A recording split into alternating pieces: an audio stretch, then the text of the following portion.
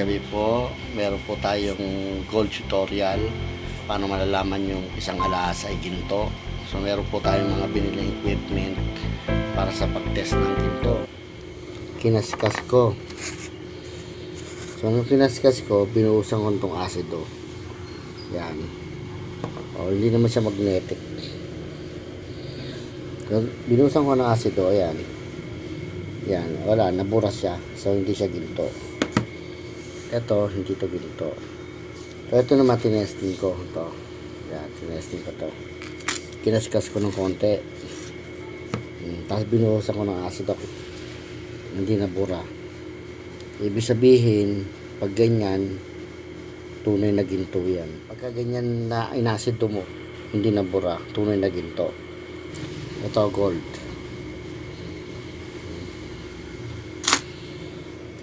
Yan na, pan-testing. Ito, hindi gold. Kasi nabura ng asido. Ayun, hindi nabura ng asido. Sana may natutunan kayong aral sa simpleng tutorial ko sa gold testing para malaman mo kung ginto ba talaga yung alahas o peke. So, yun lang. Salamat.